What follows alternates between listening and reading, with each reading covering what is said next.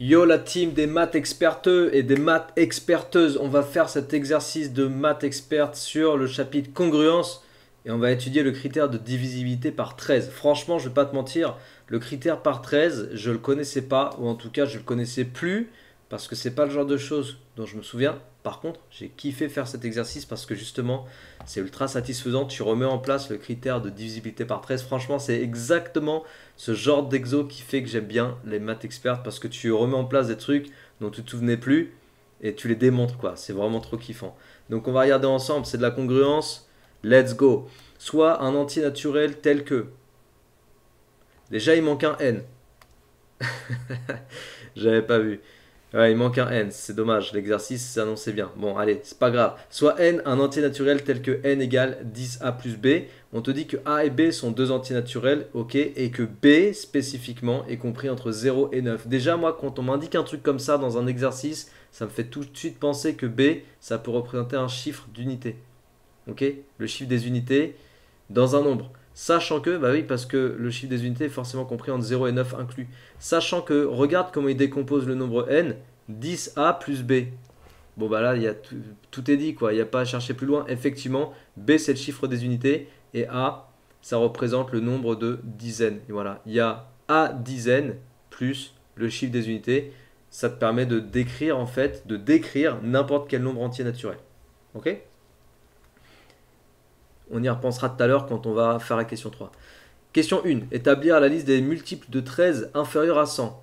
Donc multiple de 13 inférieur à 100. Il y a 13 fois 1. Bon, il y a 0. 13 fois 0. Multiple de 13 inférieur à 100. 0. 13. 26. 39. 39 plus 13, ça fait quoi? 49. 49, 52. Ouais, 52 c'est 13 fois 4. Après plus 13. 52 plus 10, 62 plus 3, 65. On est à fois 5. Ouais. Ensuite, 65 plus 3, ça nous fait 68, 78. 78 plus 3, ça nous fait 81, donc 91. Et c'est tout. On n'ira pas plus loin. Question 2. Montrer que n congru à 0 modulo 13 est équivalent à a plus 4b congru à 0 modulo 13. Alors ça, cette question-là, montrer que n congru à 0 modulo 13 est équivalent à a plus 4b congru à 0 modulo 13, cette question est intéressante parce qu'elle nous fait travailler autour d'une équivalence à démontrer. Et le problème, c'est qu'avec les congruences, la plupart des règles de compatibilité que tu utilises avec les congruences, elles ne sont pas des équivalences, ce sont des implications. Donc il faut être vigilant quand tu dois démontrer une équivalence. Il vaut mieux procéder par double implication. On va démontrer que n congru à 0 modulo 13 implique ça et que ça implique n congru à 0 modulo 13. La technique, pour démontrer que P est équivalent à Q, voilà, pour démontrer que tu as deux propositions équivalentes dans ce style-là, tu peux bien sûr démontrer une équivalence de façon directe, mais tu peux aussi, en premier point, montrer que P implique Q, c'est-à-dire que tu supposes P ou tu pars de P et tu montres que ça implique Q. Puis, dans un second temps, tu pars de Q, donc tu supposes Q et tu montres que ça implique P. Et si tu as montré l'implication dans les deux sens, dans ce cas-là, tu as montré que P est équivalent à Q. Ok, c'est ce qu'on va faire pour cette question 2. Donc, premier point, supposons n congru à 0 modulo 13. Donc, ça nous fait 10a plus b, donc n c'était 10a plus b, est congru à 0 modulo 13. Là, il va falloir traduire ça. Qu'est-ce que ça veut dire de dire qu'un nombre est congru à 0 modulo n? Ça veut dire que ce nombre est divisible par n. Donc, 13 divise 10a plus b. Ok? 13 divise 10a plus b. Ce à quoi tu vas aboutir, c'est de dire que 13 divise a plus 4b. Je vais l'écrire. Je vais écrire le résultat auquel je vais aboutir. 13 divise a plus 4b. Et normalement, quand tu as ce genre de situation, si tu as bien compris ton cours sur la divisibilité, tu sais que tu peux passer de ce genre de choses à ça en allant appliquer des combinaisons linéaires dans la divisibilité. En fait, 13 divise aussi 13. Donc, je vais pouvoir dire que 13 divise toute combinaison linéaire de ces deux nombres-là. Et je vais chercher une combinaison linéaire intelligente, ok, une combinaison linéaire qui soit efficace, qui me permette de trouver A plus 4B. On va voir quelle combinaison linéaire on peut utiliser. Il faut faire un truc astucieux. Donc, 13 divise, alors je dois faire sortir A tout seul et 4B. Si je multiplie ici par 4, puisque c'est là que j'ai du B, c'est là que je vais obtenir 4B. Donc je peux prendre ce nombre et le multiplier par 4. 4 fois 10A plus B. Mais je vais obtenir, avec les A, je vais obtenir 40A. Je veux qu'un seul A là, je veux un A. J'ai 40A, bon bah là j'ai 13, et je pense bien que 13 fois 3, ça fait 39. D'ailleurs, ils nous ont fait parler des multiples de 13 dans la première question. Donc peut-être que ce qui serait astucieux, ce serait de multiplier lui par 3A. Tu vois? Par moins 3A, pardon. Et de faire plus moins 3A fois 13. Voilà, ça, c'est une combinaison linéaire. 4 fois 10A plus B plus moins 3A fois 13, c'est une combinaison linéaire de ces deux nombres. Une combinaison linéaire astucieuse, comme on disait tout à l'heure, parce que quand tu vas développer, ça va te donner 40A plus 4B moins 39A. Oh là là, quel hasard! Et là, c'est des donc. Hein. Donc 13 divise. Donc c'est des donc parce que c'est des implications. Dans le cours sur la divisibilité, on dit que si A divise B et A divise C, alors A divise... Alors, c'est une implication, A divise toute combinaison linéaire de B et C.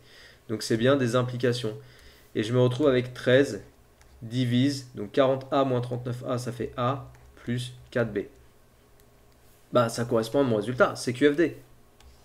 C'est QFD.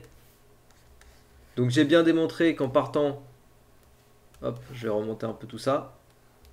Voilà, j'ai bien démontré qu'en partant de n congru à 0 modulo 13, j'aboutis par implication, donc, à 13 divise A plus 4B. Conclusion, je vais dire que n congru à 0 modulo 13 implique A plus 4B congru à 0 modulo 13. Puisque dire que 13 divise A plus 4B ou dire que A plus 4B congru à 0 modulo 13, ça c'est deux expressions équivalentes pour le coup. D'accord? C'est la même chose, juste écrit différemment, mais ça veut dire la même chose. D'accord? Donc on a bien montré la première implication. Maintenant on va le faire dans l'autre sens, c'est-à-dire qu'on va partir de 13 divise A plus 4B. Donc c'est le deuxième point. Deuxième point, supposons 13, non, A plus 4B congru à 0 modulo 13. Ça veut dire pareil que... Donc là je mets alors, mais je pourrais mettre une équivalence là si je voulais. 13 divise A plus 4B. Or, 13 divise 13. Et on refait vraiment pareil. Hein.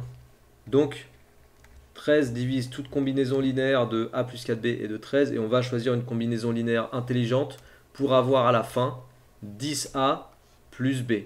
Ok? 10A plus B. Donc 10A plus B.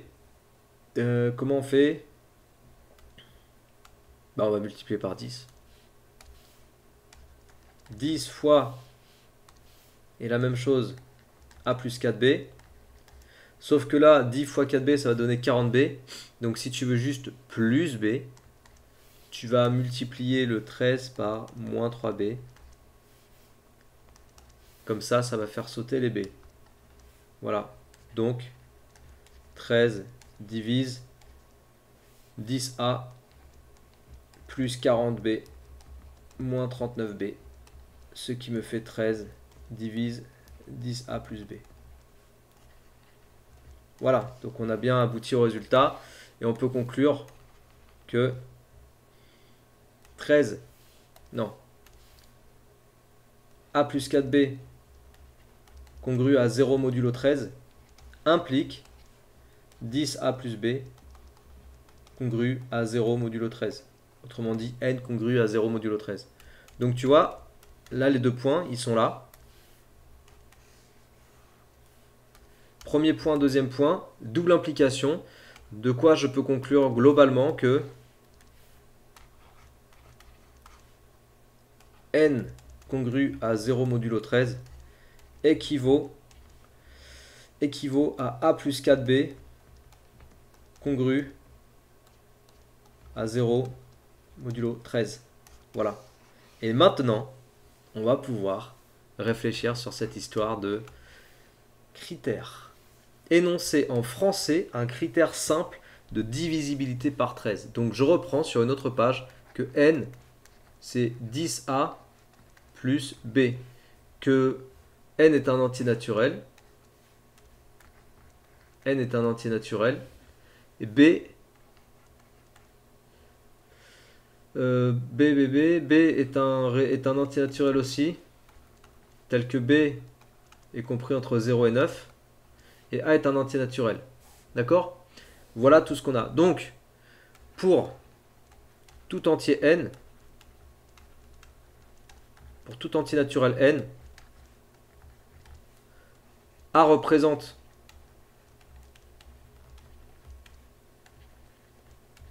son nombre de dizaines. Parce que quand on dit j'ai 10A, ça veut dire que j'ai A dizaines, ok, dans l'autre sens. J'ai A fois 10, j'ai A dizaines. Donc A représente son nombre de dizaines, pas son chiffre, hein. Attention, son nombre de dizaines. Dans 744, le nombre, bah non, je ne vais pas prendre 744, c'est pas malin ça. Dans 748, le nombre de dizaines c'est 74, le chiffre des dizaines c'est 4. Faut pas confondre les deux trucs, tu vois. Et ça, c'est des, comment dire, c'est des différenciations qu'on apprend à faire au début du collège. Nombre de dizaines, chiffre des dizaines, nombre de milliers, chiffre des milliers. Il ne faut pas confondre tout ça en arithmétique, sinon on est dans la merde. Donc on a dans 748 74 dizaines. 74 c'est le nombre de dizaines, ok? Bon, je pense que ça ne te fait pas trop bugger ça. A représente son nombre de dizaines et B son chiffre des unités. Pour le coup, là, c'est le chiffre des unités. C'est pas le nombre d'unités, parce que dans 748, le nombre d'unités, c'est 748. Tu vois, 748 unités. Mais le chiffre des unités, c'est 8. Bon, si tu as bien compris ça, du coup, dire que n est divisible par 13, c'est-à-dire que n est congru à 0 modulo 13, revient à dire que la somme entre son nombre de dizaines et son chiffre des unités est aussi divisible par 13. Donc on va l'écrire. 10A, c'est donc le nombre de dizaines. D'accord? Ah, mais moi je t'ai dit que A, c'était le nombre de dizaines. Non, mais c'est ça. Ah, mais c'est pas 10A, c'est moi qui dis des bêtises. Ok, excuse-moi. C'était A, donc le nombre de dizaines, plus 4B. Voilà, c'est ça. Excuse-moi. Donc on a démontré précédemment que n est congru à 0 modulo 13 équivaut à A plus 4B congru à 0 modulo 13. Donc A, c'est son nombre de dizaines et B, c'est son chiffre des unités. Ok? Donc on l'énonce en français. Un entier naturel est divisible. C'est vraiment kiffant de faire ça. Par 13, si et seulement si. Donc là, on pourrait écrire si et seulement si en toutes lettres pour kiffer un peu plus. Si et seulement si, on est vraiment dans l'utilisation de l'équivalence démontrée. Si et seulement si la somme entre son nombre de dizaines, et c'est là qu'il faut bien avoir compris la petite subtilité entre le nombre de dizaines, entre ce que représente A, la somme entre son nombre de dizaines et le quadruple, puisque 4 fois c'est le quadruple, de son chiffre des unités,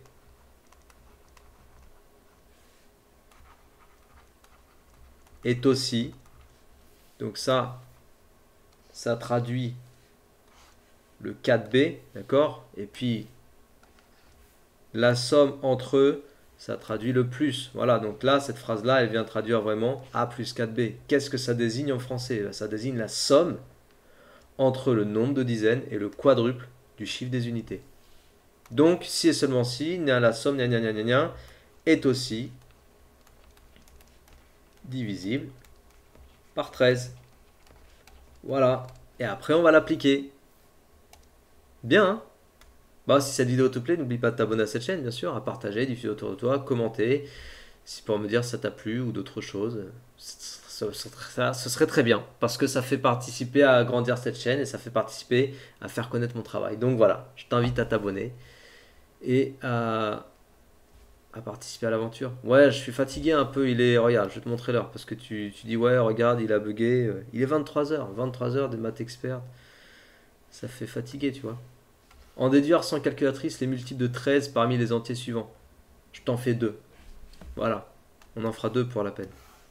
On les fait pas tous. Parce que 156 556, on va prendre trop de temps. Alors, 676. Donc 676, le nombre de dizaines c'est 67.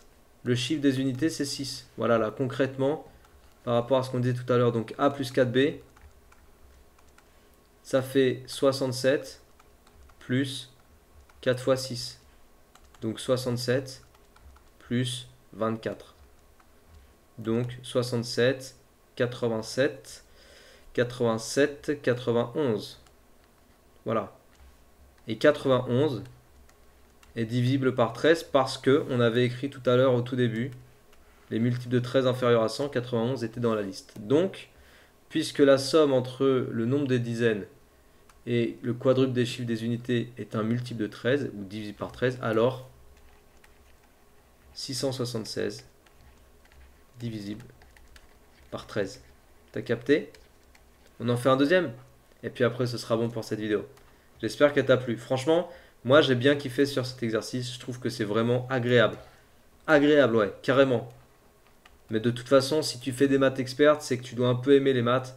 Donc je pense que tu comprends ce que je te dis là. Oui, c'est agréable. Parce que on établit des règles en fait.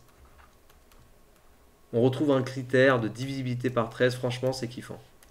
Même si c'est pas grand chose. Donc le nombre de dizaines, c'est 465 et le chiffre des unités, c'est 9. Donc on va aller regarder A plus 4B. Ça fait 465 plus 4 fois 9. Donc 465 plus 36. Ah, comme ils m'ont dit sans calculatrice, je fais ça proprement. Hein. Je joue le jeu. 465 plus 30, ça fait 495. 495 plus 6, ça fait 501. Mais 501, pour savoir si c'est divisible par 13 ou pas, bah, il faut à nouveau utiliser le critère. 4652, ouais, je ne me suis pas trompé. Donc on recommence. J'ai 50 pour A et j'ai 1 pour B. Donc je vais aller regarder A plus 4B, c'est-à-dire 50 plus 4 fois 1. Ça fait donc 54. 54, est-ce que c'est divisible par 13? Non, c'était 52. 13 ne divise pas 54. Donc 13 ne divise pas 501. Donc 13 ne divise pas 4652. 13 ne divise pas 501. Donc 13 ne divise pas 4652. Voilà. Oups, mon stylet. Oh là là, c'est vraiment l'horreur quand il est tard et qu'on fait n'importe quoi. Bon, du coup, on a résolu la chose. On n'a juste pas fait 943 et 156 556. Tu pourras le faire et me dire dans les commentaires comment ça s'est passé. Avec grand plaisir. Si cette vidéo t'a plu, partage, diffuse, abonne-toi à cette chaîne. Travaille bien, motive-toi bien. Et je te dis à très bientôt. Ciao!